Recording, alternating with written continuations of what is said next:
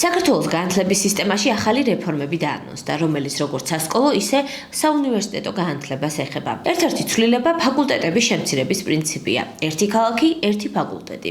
ამ დგომის მიხედვით შესაძლოა კონკრეტული მიმართულებები მხოლოდ ერთ ქალაქში დარჩეს. მაგალითად, თბილისის სახელმწიფო უნივერსიტეტში მხოლოდ იურიდიული ფაკულტეტი ფუნქციონირებდეს, ხოლო იგივე პროგრამა სხვა სახელმწიფო უნივერსიტეტებში გაუქმდეს.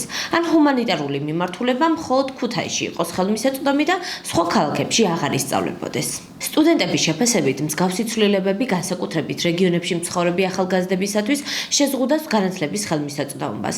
მათთვის, ვისაც სხვა ქალაქებში გადასვლის შესაძლებლობა არ აქვს, არჩევანი ვიწროვდება. მაგალითად, მარნეულში მცხოვრები სტუდენტებისათვის თბილისი გეოგრაფიული მდებარეობიდან გამომდინარე ხელმისაწვდომია და ბევრ მათგანს სწავლა ისე შეუძლია, რომ დედაქალაქში საცხოვრებლად არ გადადის. მაგალითად, ჩვენ ვესაუბრეთ 1+4 პროგრამის სტუდენტ საითექინ ქერიმოვას, რომელმაც გითხრა, რომ მისთვის სასურველი პროგრამა პირობითად ქუთაისში რომ განთავსებულიყო, ის სწავლას ვერ შეძლებდა, რაც არჩევანის თავისუფლებას შეუზღუდავდა და იძულებული გახდებოდა განათლება არასასურველი მიმართულებით მიეღო, თუმცა მთავარი პრობლემა კონკურენცია იქნებოდა. დაანონსებულ ცვლილებებს ეთნიკური უმცირესობის ჭრილში აფასებს განათლების სპეციალისტი შალვა ტაბატაძე. საერთოდ არავინ არ ახსენებს ეთნიკური უმცირესობების წარმომადგენლებს და 1+4 პროგრამას. თუმცა როცა ვივარაუდოთ, რომ იგივე ფორმატით გაგრძელდება 1+4, აქ იგულისხმება პროპორციები, რომელიც არსებობს.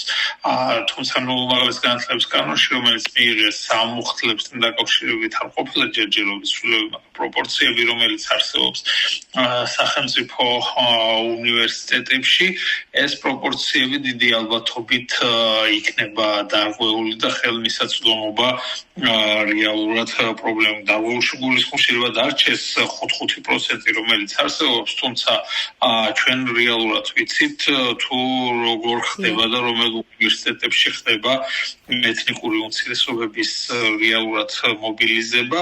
ანუ ეს არის თბილისის უნივერსიტეტები, ერთის ხუთი და სამცხე-ჯავახეთის უნივერსიტეტი, რომელიც მთლიანად ივსება და ამ თვალსაზრისით ქუთაისის უნივერსიტეტში გადატანა ჰაბის მნიშვნელოვან წილად შექმნის პრობლემას ხელმისაწვდომობის თვალსაზრისით. ექსპერტი მიიჩნევს, რომ რეგიონული არჩევანის შეზღუდვის პირობებში თბილისი კვლავ ერთადერთ რეალურ მიმართულებად დარჩება, თუმცა მაღალი კონკურენციის ფასად. ქუთაისის უნივერსიტეტი საერთოდ არ იყო ხოლმე სამიზნე ეთნიკური უმცირესობების რაოდენობა ქუთაისის უნივერსიტეტში 1+4 პროგრამის გაიზარდა მხოლოდ კოვიდის პერიოდში, როდესაც ონლაინ სწავლებაც იყო შესაძლებელი და ამ პერიოდში მეტნაკლებად იქ ჩარიცხული და მოხვედრილი სტუდენტები აგრძელებდნენ სწავლას. სხვა შემთხვევაში მათი რაოდენობა დიდი არ არის და შესაბამისად იგივე თელავის უნივერსიტეტიდან იქნება თუ სამცხე-ჯავახეთის უნივერსიტეტიდან